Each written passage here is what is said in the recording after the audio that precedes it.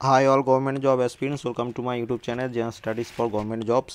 আজকে আমরা ডিসকাস করব তোমাদের এনটিপিসি প্রিভিয়াস ইয়ার কোশ্চেন পেপারে জেনারেল সায়েন্স। আগের দিন পুরো জিকে পার্টটা আমরা ডিসকাস করেছিলাম, আজকে আমরা ডিসকাস করব জেনারেল সায়েন্স। এবং এটা বলে রাখি, এটা পিডিএফ, মানে যে সেটটার পিডিএফ আমি এইখানে তোমাদের বাংলাতে কনভার্ট করে তোমাদের পড়াচ্ছি, কারণ তোমাদের কোশ্চেন পেপার 2016-17 যখন তোমাদের এনটিপিসি হয়েছিল লাস্টবার, তো তখন ইংলিশ ভার্সন ছিল, তো সেটা আমি বাংলাতে ট্রান্সলেট করেছি। ঠিক আছে, তো পুরো সেই এক্সামের একটা 100 মার্কসের এক্সাম যেটা হয়েছিল, ঠিক আছে, শিফট 1 মনে করো, তো সেটার 100 মার্কসের মধ্যে 21 থেকে 22 জিকে এসছিল এবং জেনারেল সায়েন্স এসছিল 8টি, মানে 30 মার্কস এখানে হচ্ছে, প্লাস 10 মার্কস এসছিল তোমাদের কারেন্ট অ্যাফেয়ার্স।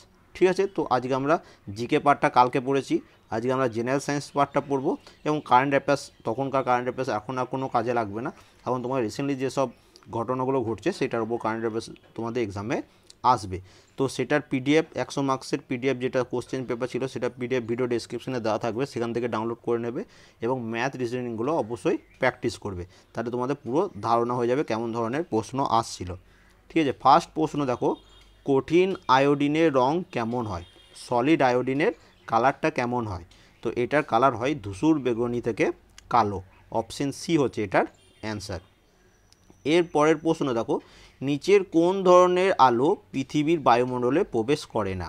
তো এটির অ্যান্সার হচ্ছে অপশন বি, এক্স রে। দেখো এই অ্যান্সার কীগুলো যেগুলো দিচ্ছি, এগুলো সবই অফিসিয়াল অ্যান্সার কি, যে প্রশ্নটা ছিল সেটা অফিসিয়াল অ্যান্সার কি যেটা দিয়েছিল সেটাই আমি কিন্তু অ্যান্সার দিচ্ছি। অপশন বি হচ্ছে এটার অ্যান্সার। এরপর দেখো, নিম্নোক্তগুলির মধ্যে কোনটি গ্রিন হাউস গ্যাস নয়? তো নাইট্রাস অক্সাইড এটা একটা গ্রিন হাউস গ্যাস, মিথেন আমরা সবাই জানি এটা একটা green house gas, sulphur hexafluoride এটাও একটা গ্রিন হাউস গ্যাস। অপশন কি অ্যান্সার কী চেয়েছে, কোনটি গ্রিন হাউস গ্যাস নয়? তো এটা অ্যান্সার হচ্ছে কপার ডাইঅক্সাইড, এটা কোনো গ্রিন হাউস গ্যাস নয়। যদি একটি পদার্থের পিএইচের মান 7-এর থেকে কম হয় তাকে বলা হয় কি? তো তাকে বলা হয় সেটি হচ্ছে অ্যাসিড। এবং এর সাথে মনে রাখ, যার পিএইচ ভ্যালু 7-এর থেকে বেশি সেইটাকে বলা হয় বেস। ঠিক আছে, তো এই দুটোর মধ্যে কনফিউজ হবে না। নেক্সট দেখো, নিম্নোক্তগুলির মধ্যে কোনটি ক্যালসিয়ামের উৎস নয়? তো এখানে দেখো অপশান যেগুলো রয়েছে, চিজি এটা ক্যালসিয়ামের উৎস, কলার্ড গ্রেনস এটাও ক্যালসিয়ামের উৎস, ফিগস এটাও ক্যালসিয়ামের উৎস, কিন্তু দেখো ক্যারট, ক্যারট হচ্ছে পটাশিয়ামের উৎস, নট ক্যালসিয়াম। ঠিক আছে, রিচ সোর্স অফ পটাশিয়াম। এবং ভিটামিন তার সাথে ধরে রাখো, ভিটামিন এরও হাই সোর্স, রিচ সোর্স। ঠিক আছে, ক্যারট, এটা তোমাদের মনে রাখবে, এরকম রিলেটেড প্রশ্ন তোমাদের আসবে। জিওট্রপিজম কি? তো জিওট্রপিজম হচ্ছে মধ্যাকর্ষণের জন্য উদ্ভিদের বেড়ে ওঠা। অপশন এ হচ্ছে এটার অ্যান্সার। এরপর দেখো আরও দুটি প্রশ্ন রয়ে গেছে, সেই দুটি প্রশ্ন দেখো ফিজিক্স থেকে এই প্রশ্নটা এসছে, খুব ইম্পর্টেন্ট একটা প্রশ্ন, তোমাদের ভালোভাবে বুঝতে হবে, এরকম ধরনের তোমাদের প্রশ্ন আসবে। এবং তোমাদের বলে রাখি, ভিডিও ডিসক্রিপশনে আমি একটা প্লেলিস্ট দিয়ে রাখবো, জেনারেল সায়েন্সের ফিজিক্সের আমি ডেসক্রিপটিভ ক্লাস করিয়েছিলাম, তো সেইগুলো অবশ্যই দেখা হবে, কারণ এবার কিন্তু তোমাদের প্রশ্নটা একটু স্ট্যান্ডার্ড হবে আগের বছরের তুলনায়, কারণ কম্পিটিশন অনেক বেশি। এখানে কি বলেছে দেখো, একটা মনে করো এরকম প্লেন একটা জায়গা আছে, একটি বস্তুকে লম্বভাবে উপর দিকে ছুঁড়ে দিল, লম্বভাবে উপর দিকে একটা বস্তুকে ছুঁড়ে দিল, সেটি যখন তার সর্বোচ্চ উচ্চতায় পৌঁছাবে তখন কি হবে? তো এইটি মনে করো ছুঁড়ে দিল, এইটা মনে করো সর্বোচ্চ জায়গা, এইখানে যখন পৌঁছাবে তখন তার বেগ এবং ত্বরণ, এইখানে বেগ আর ত্বরণগুলোই অপশানে আছে, দেখো বেগ আর ত্বরণে কী পরিবর্তন হবে? তো যখনই সর্বোচ্চ উচ্চতায় যাবে তখনই তার বেগ কিন্তু 0 হয়ে যাবে।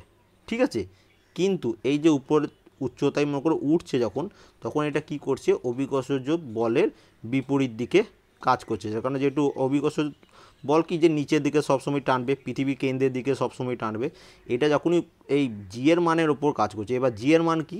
জি এর মান হচ্ছে 9.81 মিটার পার সেকেন্ড স্কোয়ার। এখানে দেখো 9.8 মিটার পার সেকেন্ড স্কোয়ার না দিয়ে সেটা রাউন্ড ফিগার করে দিয়েছে, নিয়ে সেটা দিয়েছে 10 মিটার পার সেকেন্ড স্কোয়ার। ঠিক আছে, তাহলে কি হচ্ছে, যখনই এটা হবে যে সর্বোচ্চ উচ্চতায় পৌঁছাবে তখন তার বেগ 0 হয়ে যাবে, কিন্তু এবং তার ত্বরণ, অভিকর্ষজ ত্বরণ 10 মিটার পার সেকেন্ড স্কোয়ার। তাহলে অপশন বি হয়ে যাচ্ছে এটার অ্যান্সার। ঠিক আছে, ত্বরণ কিন্তু 0 হবে না, ত্বরণ কখনোই 0 হবে না, কিন্তু জি এর মান কখনোই 0 হবে না। জি এর মান কোথায় 0 হয় সেটা তোমরা কমেন্ট করে জানাবে। আশা করি সবাই এটার অ্যান্সার জানো যে জি এর মান কোথায় 0 হয়। এরপর দেখো, পিতলের রং বর্ণহীন হওয়ার জন্য দায়ী বায়ুমণ্ডলের কোন গ্যাস? তো পিতলের রং বিবর্ণ হওয়ার জন্য মোস্ট ইম্পর্ট্যান্ট, এটা তোমাদের এই বছর রেলে যেটা জুনিয়র ইঞ্জিনিয়ার সেই এক্সামে এসেছিলো, এরপর যেটা রেলের গ্রুপ ডি হয়েছিল তোমাদের সেখানে এসেছিলো, অ্যাসিস্ট্যান্ট লোকো পাইলট যে এক্সাম হয়েছিল সেখানেও এসেছিলো।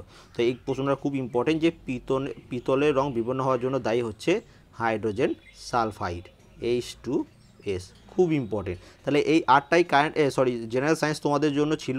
এগুলোর যেটা ফুল 100 মার্কসের যেটা পিডিএফ, যেটা থেকে আমি তোমাদের বাংলাতে এটা ট্রান্সলেট করে দিয়েছি, সেটা ভিডিও ডেসক্রিপশনে লিঙ্ক দেওয়া থাকবে, সেখান থেকে তোমরা ডাউনলোড করে নিতে পারো এবং অবশ্যই ভালোভাবে প্র্যাকটিস করো। And thank you for watching.